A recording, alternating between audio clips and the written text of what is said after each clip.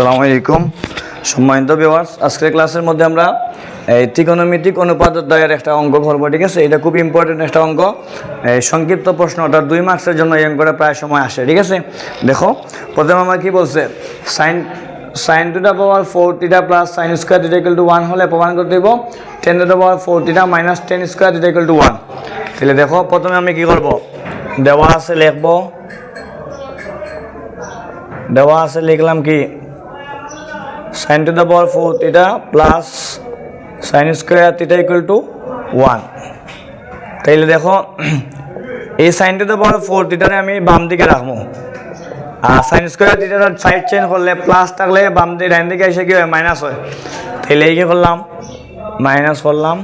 এখন দেখো 1 minus sin square theta সূত্র কি, আমরা প্রথম যে সূত্রটা আছে নাকি sin square theta plus cos square theta equal to 1, এখান থেকে আমরা কি পাই, sin স্কয়ার থিটা সমান 1 মাইনাস cos স্কয়ার থিটা, আর cos স্কয়ার থিটা সমান কি 1 মাইনাস sin স্কয়ার থিটা। তাহলে এখানে 1 মাইনাস sin স্কয়ার থিটা আছে, তাহলে আমরা কি লিখব, এখানে cos স্কয়ার থিটা লিখব। ঠিক আছে, লিখলাম।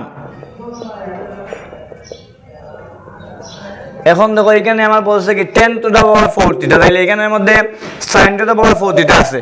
তাহলে আমরা টেকনিক্যালি বুদ্ধি খাটাইয়া যদি এখানের মধ্যে আমরা উভয় পক্ষ করে cos টু দা পাওয়ার 4 দ্বারা যদি ভাগ করি, তাহলে আমরা 10 টু দা পাওয়ার 4 পাবো। কারণ আমরা জানি কি 10 থিটার সূত্র হচ্ছে একটা বিপরীতার্থক সূত্র কি sin theta by cos theta, sin theta by cos theta.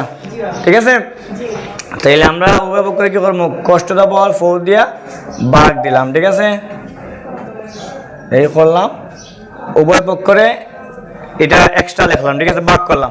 তাহলে এখন আমরা জানি কি sin বাই cos মানে কি 10, আর পাওয়ার যে 4 আছে এটা যেমন আছে তেমন রাখলাম। আর এখানে কাটাকুটি করলে উপরে থাকবো 1 আর নিচে থাকবো cos স্কয়ার, কারণ 2 দুগুণা কত 4। তাহলে এনে থাকলো কত 1 বাই cos স্কয়ার থিটা। ঠিক আছে, এখন আমরা এটার মান পাইলাম কি 1 বাই cos। এখন আমি লেফট হ্যান্ড সাইড লিখতে পারবো, কারণ এটার মান আমি পাইছি এখন। তাহলে 10 to the power 4 theta minus 10 square theta সমান দেখা দিতাম 1। ঠিক আছে, তাহলে 1 বাই cos পাইলাম এটার মান। এই মানটা প্রথমে বসাইলাম, বসানোর পরে 10 স্কয়ার যেমন আছে তেমন রাখলাম।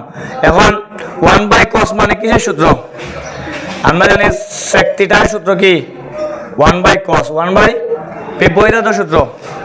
ঠিক আছে, তাইলে 1 বাই cos মানে sec থিটা, cos থিটা সমান 1 বাই sec থিটা। ঠিক আছে, তাইলে ওইখানের মধ্যে আমরা কি লিখতে পারবো, sec থিটা লিখতে পারবো। স্কয়ার জায়গা দিলাম কি স্কয়ার।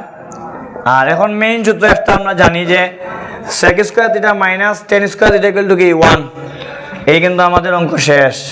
এটা 1 বার করতে পারছি, আমার অঙ্ক করা শেষ। আশা করি সবাই বুঝতে পারছো। সবার শেষে left hand side right hand side equal to proof লিখবা। ঠিক আছে, প্রমাণ করে যোগ হইলে প্রুফ, আর দেখাও যোগ হইলে শুড। আচ্ছা, এখন আমাদের ক্লাসটি যাদেরকে ভালো লাগে তারা সবাই সাবস্ক্রাইব করবা। যারা এখন আমাদের ইউটিউব চ্যানেলের মধ্যে নতুন আছো তারা দ্রুত বেল আইকনের মধ্যে ক্লিক করবা। আশা করি পরবর্তীতে আরও ক্লাসের ভিডিও আপনারা পাবা। ঠিক আছে, সবাই ভালো থাকেন, সুস্থ থাকেন। আসসালামু আলাইকুম।